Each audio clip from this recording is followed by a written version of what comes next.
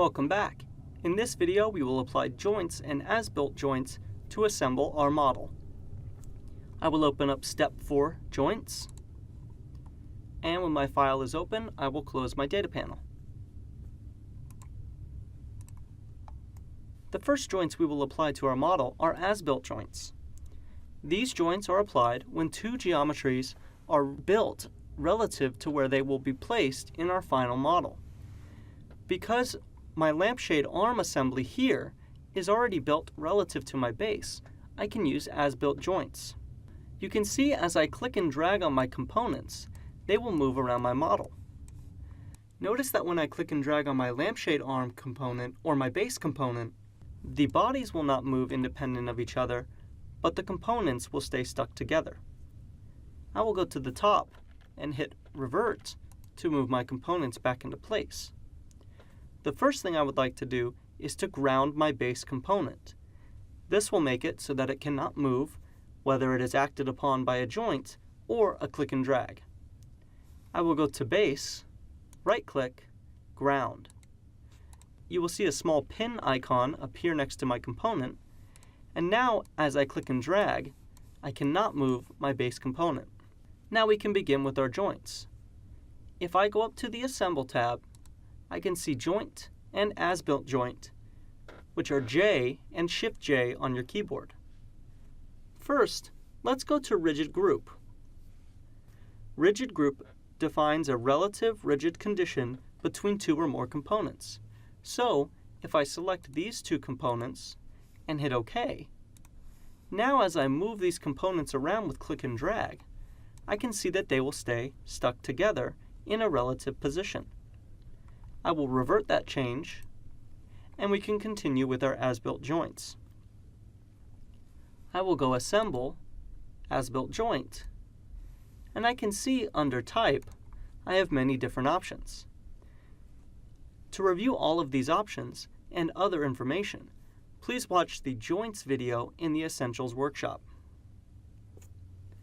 I will change my joint type to Revolute and zoom in on this area of my screen. The first component I will choose will be this arm, and second, the base. Now my as-built joint command is asking me for a position, or where my joint will revolve about. I know that it should be the center of this circle here, and I can try my best to zoom in and select that point, or by holding the Control key on my keyboard, Fusion will automatically snap to joint locations it thinks are most appropriate. We can see that the flag is on my center of my circle, so I can click while holding the Control key. A brief animation displaying my joint will appear. I can hit the Animate button to play my animation indefinitely. I will hit OK, and now I can test my joint by clicking and dragging on my top component.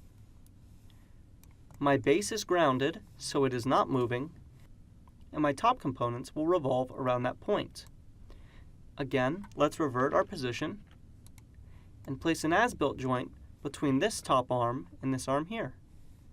I will go Assemble, As-Built, select the top component, and then this component. Again, it's asking for position, so I will hold Control and select the center of that circle. My preview animation looks correct, so I will hit OK. And now I can test out my joints with both of my objects selected. Moving these joints may be tricky, and it may take some practice. If we know a specific amount that we want our joints to be set to exactly, we can double-click on our joint and type an exact amount. I will type 90 and 20 or -20 for this bottom joint.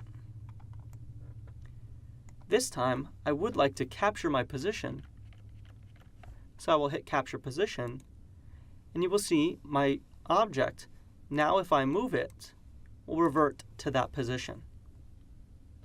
Finally, let's place a joint between this lampshade arm and the upper arm here.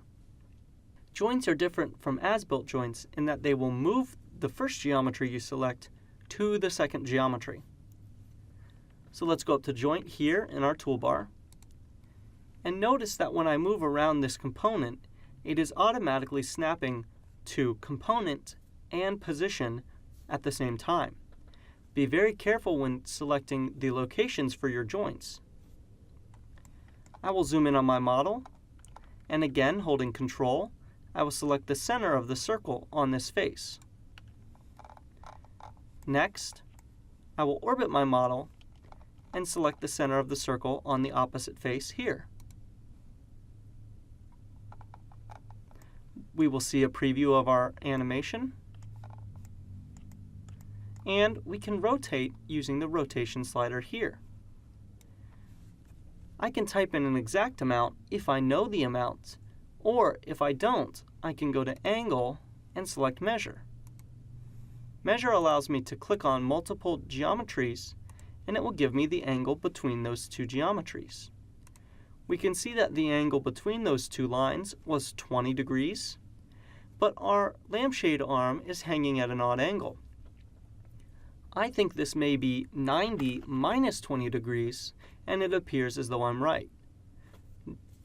The Measure tool is helpful in finding specific angles, but you may need to do mathematical equations to find exactly the correct result. I will hit OK and zoom out. Notice, capturing position automatically happened when we placed our joint, and that is because joints automatically capture position as one of our options. Our project is now completely joined, so I can grab this lampshade arm and you will see complete animation between the arms in my model. I will go ahead and save my file. And in the next video, we will talk about importing geometry and then joining that geometry to our existing model. I will see you in the next video.